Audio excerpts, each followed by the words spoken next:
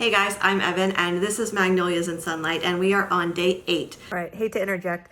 This is actually day 10 because what past Evan doesn't know is that to make this, we've got to jump through some hoops, some disaster strikes, you'll see.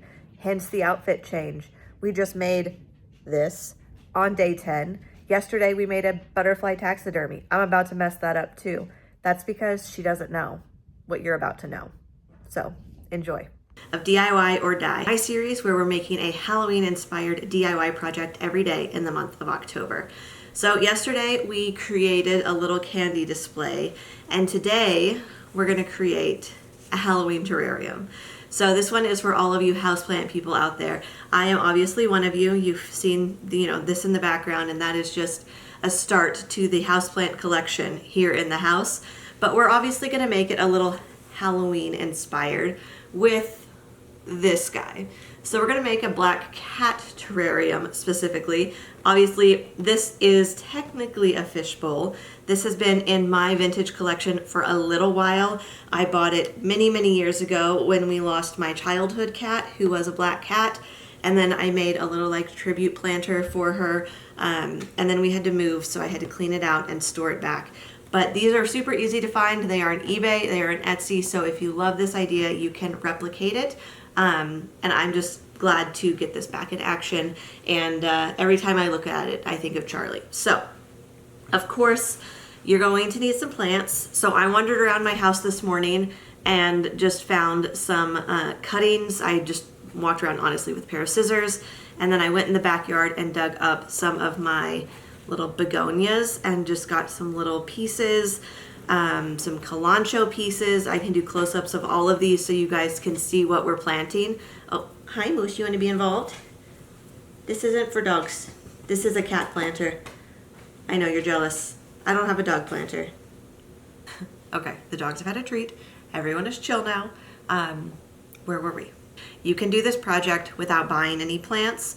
Or of course, you can use it as an excuse to go to the garden center and pick up some new little plant babies. Obviously, you're going to want some really little ones because we're not working with a huge amount of space in this little bowl. And then we have our decorative pieces. We just have some rocks.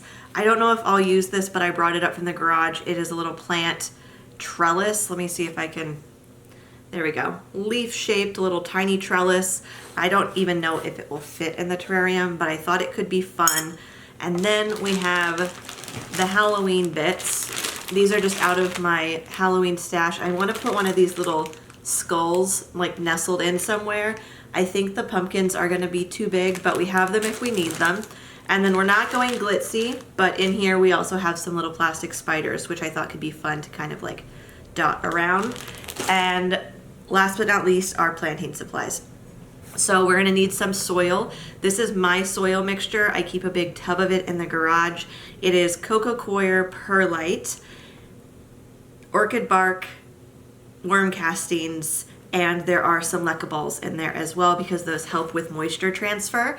I will put all of that up on the screen so that you can see it. I have some orchid bark. I like this one because it's really chunky and I use this as a top dressing on a lot of my plants, but it kind of helps cover up that soil layer, which I really like.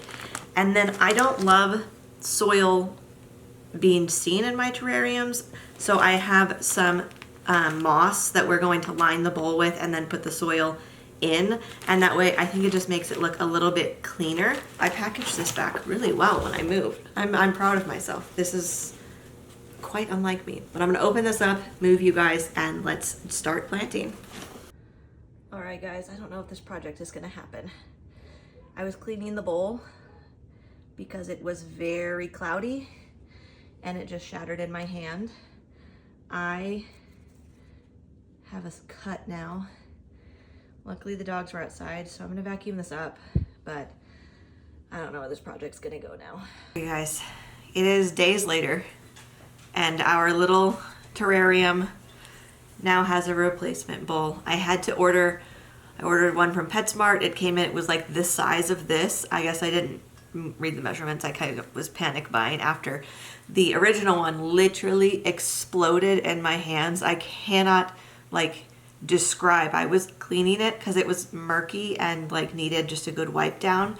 And I guess it was just really thin vintage glass because as I wiped it, it popped. Like it popped like an incandescent light bulb pops. Like it went and it went everywhere. And so I then had to panic vacuum, and then I worried that I wouldn't be able to get this project done, even though I had plenty of time and I just swapped a couple videos. And then I panic bought the plastic fishbowl, which had terrible reviews, and I did check that, but I realized those reviews are because you shouldn't keep a fish in a bowl. And that's what all the bad reviews were about. It wasn't about the bowl itself. It showed up, it was plastic, it was too big. I ordered this one, so I can link this one down below if you guys want to just make this without the cat. But the cat is what makes it cute. So we're here, we're gonna make this terrarium now. Everything is fine. And then I did want to say I am adding into our supplies list some coconut core because this is like a mat. I don't like seeing dirt, so I'm going to line the bowl with this. So this is something that you can buy pretty easily at your garden center, not only in like you could cut up a hanging basket version of this, but they also sell this in rolls. So you can just buy a roll and cut it up as needed, which is what I usually do. So I'm gonna adjust the camera and let's finally make this dang terrarium. So step one is to just tear apart this mat a little bit and then piece it together in the bowl to create a nest that will hold our soil. Obviously, it is getting everywhere, so I'm going to have to vacuum after this. This is just the project of the never-ending vacuuming. And I'm actually going to take this off. This unfortunately doesn't fit perfectly in here, but for a replacement, it will have to do. There is our first layer down. And now we're going to fill with our soil mixture, which is in this bowl. I went ahead and put all of our cuttings into the soil because I was like, I didn't know how long it was gonna take to get this. So I just kind of rushed. I'm gonna use my hands because that's just how I do things, but you could obviously use like a spoon or a scoop if you want this to be a tidier process. I wanna make sure we leave enough room for a skull. So this is kind of our like centerpiece moment and why it's like, other than the black cat, why it's Halloween. So I'm gonna put that there and then we're gonna work around it. All the other decor, I have like little pine cones and we have some like crystals and things that we'll probably put in here as well. We're working with a very small surface space of planting, so I probably also have too many plants. But I want, this is our foreshore piece, so it needs to stay there so that we can adjust around it. All right, so now we have our plants, put them up close and personal. I said I would do a little plant tour for you guys, so here we go. Here's a little Haworthia that we have. My big Haworthia has given off pups, and we had a lot of leafy greens, so I wanted spiky things as well.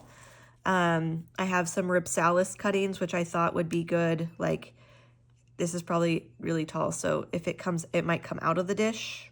That's an option.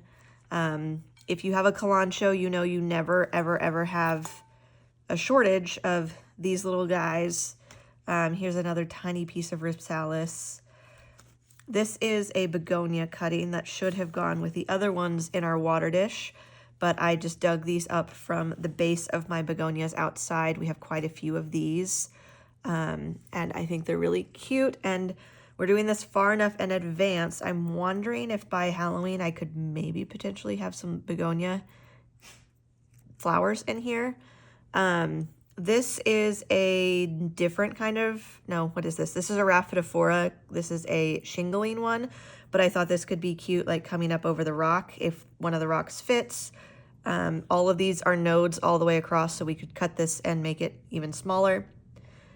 And then we have some Tradescantia for a color difference. This has rooted since it's been in this water. That is how fast Tradescantia roots. This has been waiting for me to make this project for 2 days now.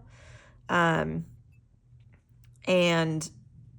no, just, yeah, 2 days. And so that's already rooted. We have some of this kind of peperomia, bamboo peperomia. I can't remember what it's called. I think that's the common name. I have a philodendron cutting that I accidentally broke when I was watering.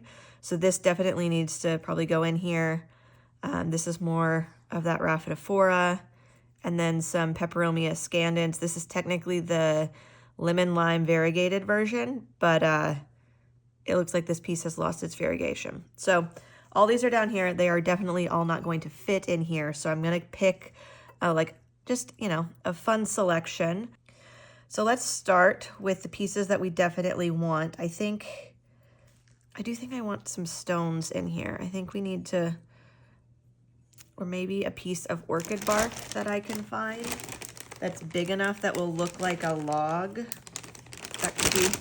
That could work. Like some driftwood underneath to prop that up and kind of create a ridge behind. Literally just undid everything I just did. Lovely. Okay. So, we're just gonna go ahead and fill this whole front in with orchid bark.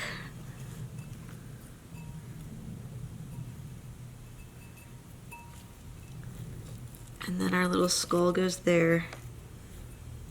I'm gonna push that down, really compress that. Do a Haworthia there.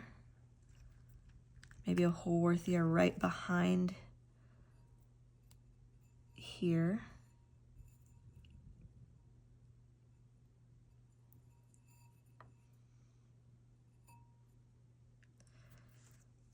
That one might be too big. We can do this little piece of Ripsalis here. And then let's just do the begonias and see where we get with that. So again, going in here, creating a little divot and pushing the roots down because these are rooted. When I dug them up, they already had roots on them. So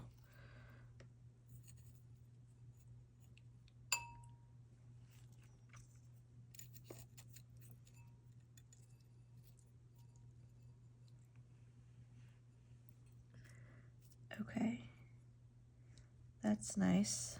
And then, what about maybe the Kalancho? Or what if I just break up some more of this Rhaphidophora and just put it in there because it will root?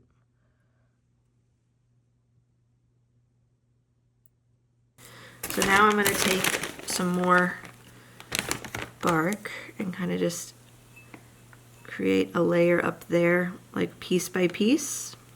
And then I'm gonna go in with this Rhaphidophora and I'm gonna put the base of it under some of this orchid bark because when it's moist, it will start to root. And I'm just gonna kind of wrap it around like it's attaching itself to our little skeleton. Not in this bag, but in this bag with our other skulls. A little spider, because I think that's just kind of fun. So we're just gonna tuck a little spider in back there under the plants. You barely even notice it. Maybe we had another one on the back side. So if you're looking at it, because it is 360, there's some little things, hidden things to see as well. So there we have it. I'm gonna go put all of these back in water because we didn't end up using them. I also had a pink princess cutting in here. Oh, there's another begonia. Dang it. Okay, well, there's a hole there anyway, so that I've been looking at. So pop that in there. Cool.